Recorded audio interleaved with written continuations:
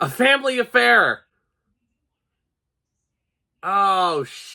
So yeah, in case you missed my last review when I talked about Logan, you can sense in my voice there's sickness in me. I'm currently battling COVID right now, guys, so I gotta get some videos out while I'm holed up at home. God, I wish there was a better new release that I could talk about than this. A Family Affair stars actually a really great trio of actors in Nicole Kidman, who I love, Zack Efron, who gave me one of my favorite performances of last year from The Iron Claw, and Joey King, a star on the rise, who Lindsay, my girlfriend, absolutely adores. The film revolves around a love triangle. Sort of. We have a widowed writer, played by Nicole Kidman, who begins a relationship with a young, very famous actor who's only known for blockbusters, played by Zac Efron. The only real complication here? Nicole Kidman's daughter, played by Joey King, works for him as his personal assistant. So you can sense the trauma that she's experiencing. And you can kind of sense in my tone of voice the trauma I experienced. This movie sucked. It sucked so hard. Which I hate saying that, because I really respect all three of these performers. And look, they are certainly giving it their all. I don't really think Nicole Kidman can turn in a bad performance. And it's not like she's horrible here either. She's certainly putting in all of her emotional range. Zac Efron has proven many times in the past that he can be extremely hilarious. And he is really trying to ham up the comedy, or so-called comedy, that this script is trying to present you. Joey King actually was my favorite performer in this because I absolutely felt for her. Like, in a sense, this was her story, and I wanted it to be Joey King's story. But nope, by the end, it was all about the superstars, Nicole Kidman and Zac Efron together. And listen, I think the biggest issue is apparent. These two have no chemistry at all. And I know what some of you keyboard warriors out there might be thinking, oh, but Zach, that's the whole point, because, you know, Zac Efron and Nicole Kidman have this big age gap. Yeah, it's weird. Nicole Kidman's like, what, 16, 20 years older than Zac Efron? That is...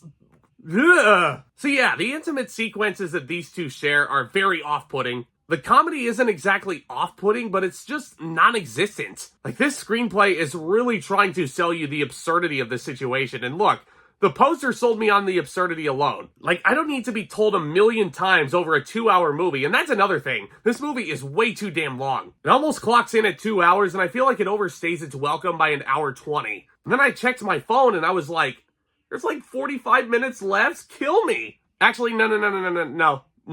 Don't kill me. I got a lot of gas left in the tank. But the script is really trying its hardest to kind of tell you how funny it is. And I don't care how on the nose this writing was, and it actually is.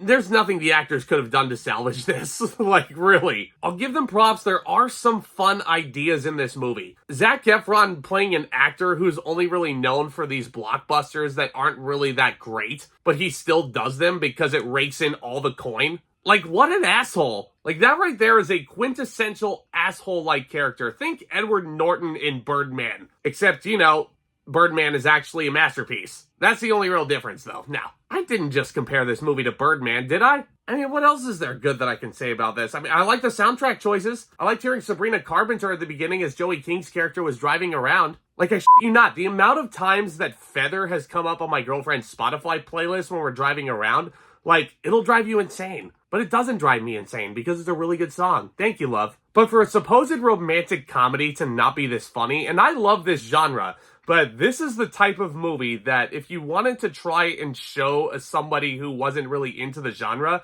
if you wanted to try and get them into it, this movie would basically validate all of their opinions. And it would actually kind of prove them correct. Like, their whole perceptions of how crappy rom-coms are, which they aren't. There's a lot of good romantic comedies out there. You just gotta know where to look for them. And excuse me when I say this, but this is not the affair that you want to get into. Subpar direction, horrible writing, and an overlong runtime. It makes you want to yeet yourself down a whole flight of AMC movie stairs, while Nicole Kidman is in the room with you telling you how great AMC is before the movie starts. Like, it kills me that that's become a meme, and that's what Nicole Kidman is most famous for nowadays, are those commercials. I'm gonna give A Family Affair a D. The only thing that really saves it is the effort that the actors are putting in. I can sense that they're trying, but all three of these people have done way better projects than this. Like, you want to see Zac Efron at his best? Seriously, go watch The Iron Claw. I'm begging you. Let me know what you thought of A Family Affair down in the comments section below. Did it make you guys as sick as I sound right now? Let me know down in the comments, and hit that subscribe button if you've stumbled upon this channel first time today. Hit that thumbs up as well if you haven't already. Stay tuned for more reviews. Again, I cannot see Fly Me to the Moon or Longlegs for obvious reasons because of the COVID, but I will see those and review those as soon as I am able to and well enough. But I've also got Twisters, Deadpool, and Wolverine to review by the end of the month. And look for other reviews related to those two blockbusters. I'm actually thinking about reviewing that first Twister movie from 1996. Like, I gotta wipe away the brain fog here. I gotta remember what happens in that first Twister movie before I see the sequel. Of course, I'm gonna wrap up my Deadpool and Wolverine playlist with Deadpool 2 very soon as well. Lots you can look forward to, guys, and much, much more. Guys, stay healthy, stay safe. Y'all are the best. And with all that being said, Back Talk, commence.